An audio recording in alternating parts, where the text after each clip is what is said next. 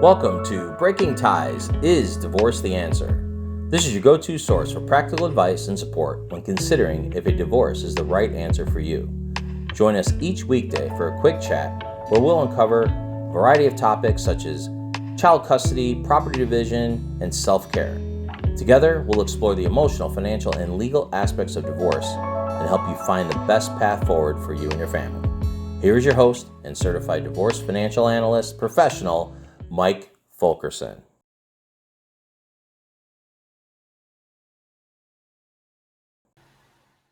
Hello and welcome to Breaking Ties, Is Divorce the Answer? The podcast where we dive into the complexities of relationships, divorce, and pretty much everything in between. I'm your host, Mike Fulkerson, financial advisor and certified divorce financial analyst professional. Today's episode, really is pretty deeply personal, and we're going to explore a question that weighs heavy on, many parents considering getting a divorce, and that is, are we able to shield our children from the legal aspects of the divorce process? Now, divorce is never an easy decision. I don't advocate for divorce. I think, you really got to weigh it all out and see if there's any way to resolve your issues. But, when you have children involved, it's extremely difficult decision to make. So as parents, we naturally want to protect our children from pain and uncertainty. But when the decision of to divorce is made, navigating the legal process becomes inevitable. So how do we shield our children from the legal aspects of divorce? Well, the first step is to prioritize open communication with your children. Honesty within reason is key. While you don't need to burden them with every legal detail, it's important to reassure them that the divorce is not their fault and that both parents love them unconditionally. Now, you want to consider seeking professional guidance through this process, and that might include a family therapist or counselor who can provide invaluable support for both yourself and your kids during this challenging time. They can help you find age-appropriate ways to discuss the legal aspects of divorce and provide coping strategies for your children. Additionally, explore alternative dispute resolution methods such as mediation or collaborative divorce. These approaches prioritize cooperation and compromise, and it reduces the need for lengthy court battles that can be emotionally taxing for everyone involved. Remember, children are incredibly perceptive. Even if you try to shield them from the legal aspects of divorce, you may still, give off some tension and uncertainty that they could pick up on. And that's why it's critical to prioritize your own emotional well-being during this process. Seek support from family and friends and maybe a therapist to help you navigate the challenges of divorce while remaining present for your children. In the end, there's no easy answer to the question of whether divorce is the right choice, but by prioritizing open communication, seeking professional guidance when necessary, and exploring alternative dispute resolution methods, you can shield your children from the legal aspects of divorce while supporting them through this difficult transition. That's it for today's episode of Breaking Ties, Is Divorce the Answer? Should you have any questions on today's topic or any other financial planning issues, reach out to me. My contact information is in the description. Divorce is not the end of your story. It is the start of your next great chapter. Until next time, have a good day.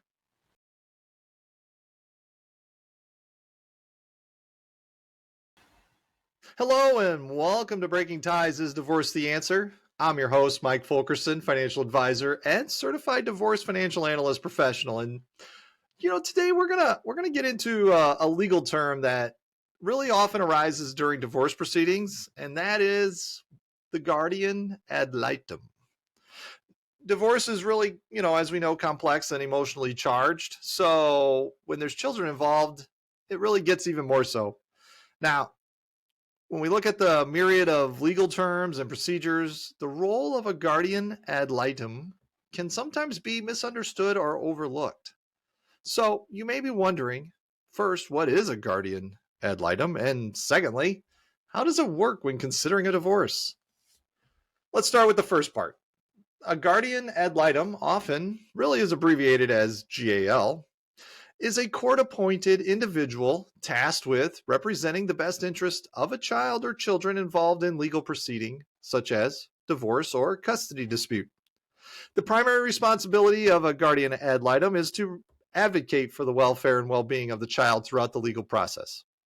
Unlike attorneys who represent the interest of their clients, GAL serves as a neutral party, focusing solely on the needs and concerns of the children. But how does a guardian ad litem work within the context of divorce proceedings? When parents are unable to reach an agreement regarding child custody, visitation, or other issues related to the well-being of their children, the court may appoint a guardian ad litem. And they're there to conduct really an investigation and make recommendations based on the child's best interest. The guardian ad litem's role typically involves several key responsibilities. First, they will conduct interviews with the child, parents, and other relevant individuals, such as teachers, therapists, or extended family members. These interviews provide valuable insights into the child's home, how things go at home, and the relationships they have around them, and overall well-being. Next, the guardian ad litem may visit the homes of each parent to observe the living environment and access factors such as cleanliness, safety, and parental involvement. Throughout the investigation process, the GAL will gather information and evidence to help form their recommendations to the court. This may include reviewing school records, medical documents, and other relevant documentation. And once the investigation is complete, then the guardian ad litem will submit a report to the court outlining their findings and recommendations regarding custody, visitation, and other pertinent issues. While the judge is not bound by the GAL's recommendations, they are given considerable weight due to the GAL's expertise and impartiality. It's important to note that the ultimate goal of the guardian ad litem is to ensure that the child's best interests are protected and prioritized throughout the legal proceedings. This may involve advocating for stability, consistency, and a nurturing environment for the child, regardless of the outcome of the divorce.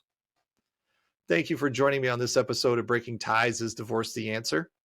Should you have any questions on today's topic or other financial planning issues, feel free to reach out to me. Divorce is not the end of your story. It is the start of your next great chapter. And with that, all the best.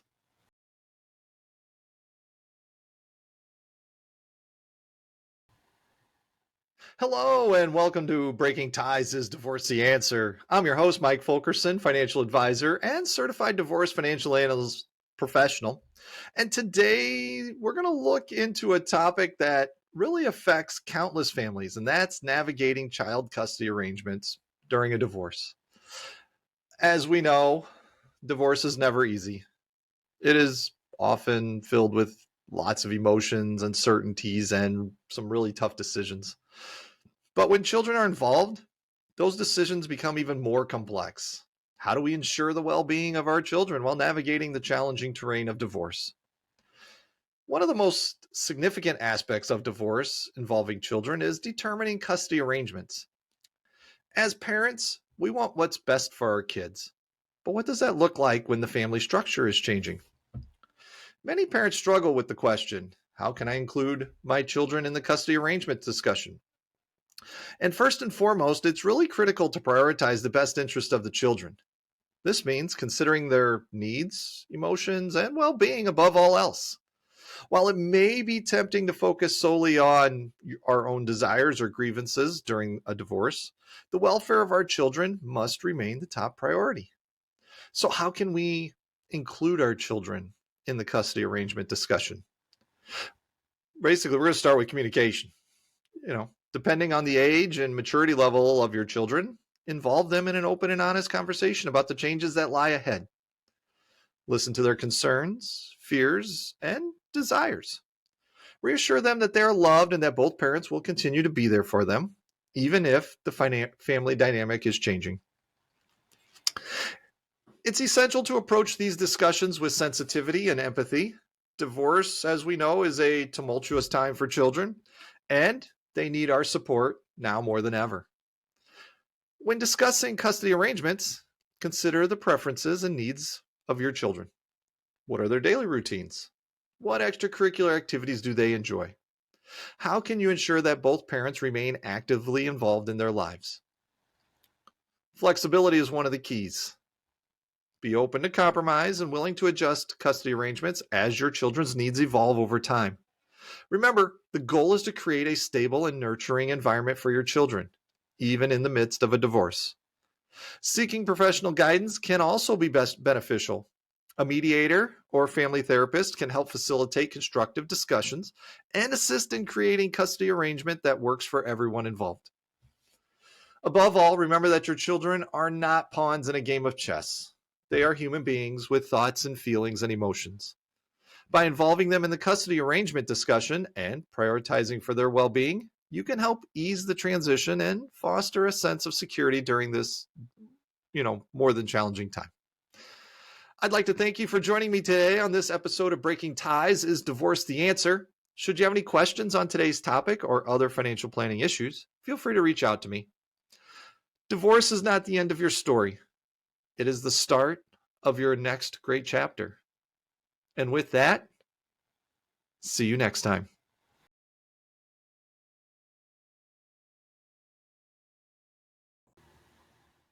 Hello and welcome to Breaking Ties. Is Divorce the Answer? I'm your host, Mike Fulkerson, financial advisor and certified divorce financial analyst professional. Today, we're going to explore a topic that many couples confront when facing the possibility of divorce, and that is the role of a prenuptial agreement. Now, we all know that divorce is a challenging journey. It's often really accompanied by many difficult decisions and quite a bit of emotional turmoil at times. But for those who entered into a prenuptial agreement before saying, I do, navigating the dissolution of marriage can take on a different dimension. So you might be wondering, I have a prenup, so how does that work when considering getting a divorce?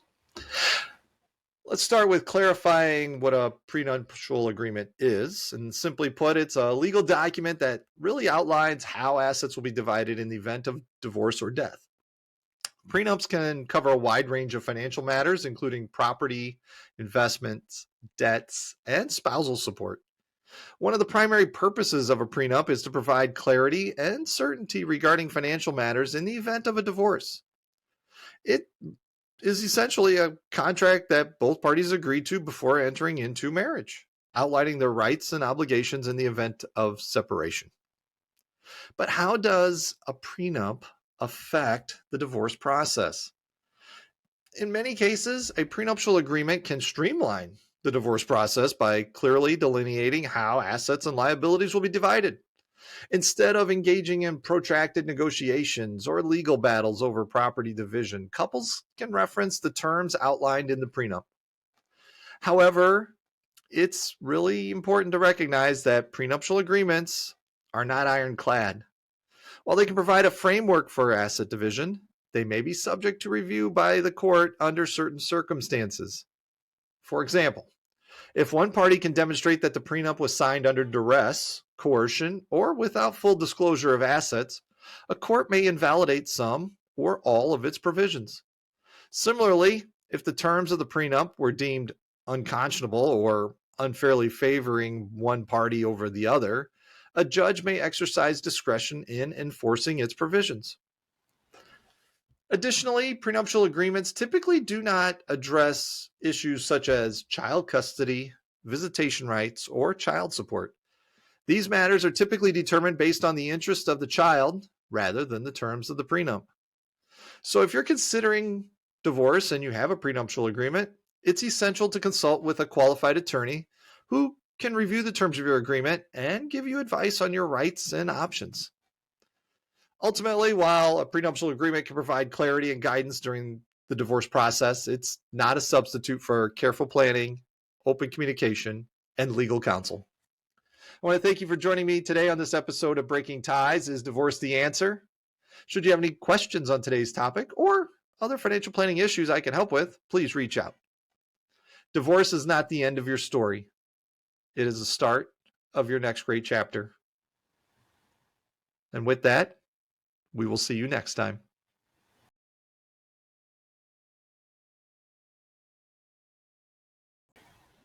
Hi, and welcome back to Breaking Ties is Divorce the Answer. I'm your host, Mike Fulkerson, financial advisor and certified divorce financial analyst professional. And today we're going to dive into a, important topic that affects many individuals and families around the world.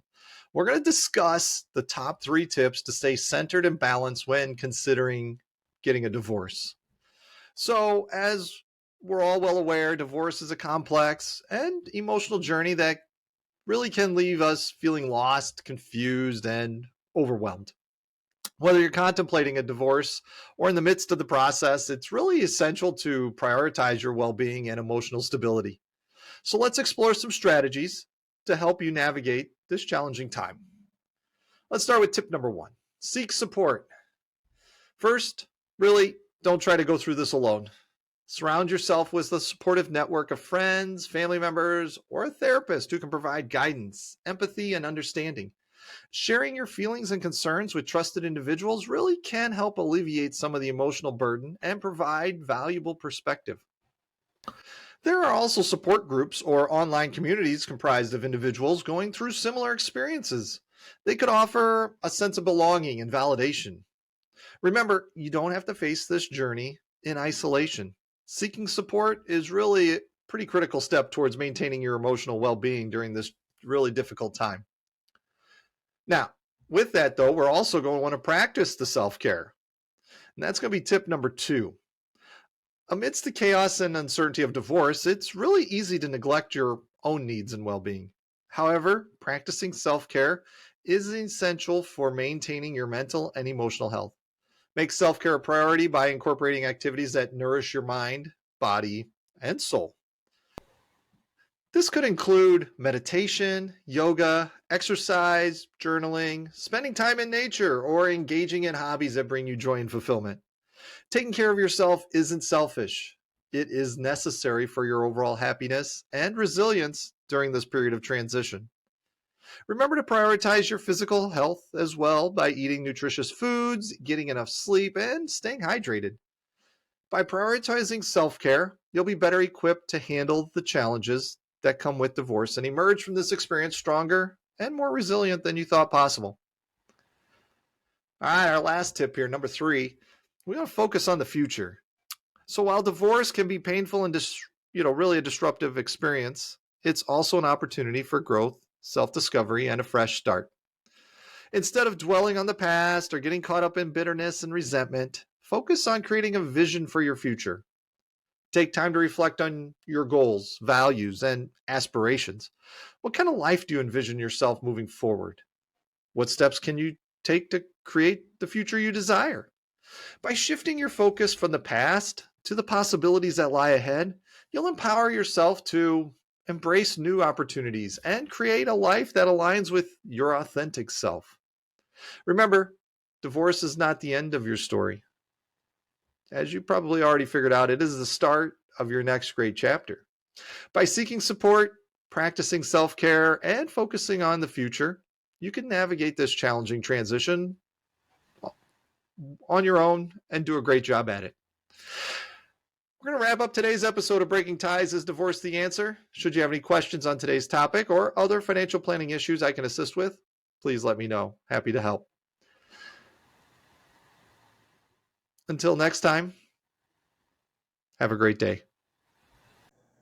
We want to thank you for listening to this episode of Breaking Ties is Divorce the Answer with Mike Fulkerson.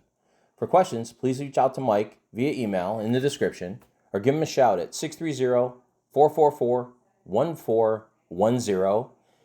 And remember to subscribe, like, and follow.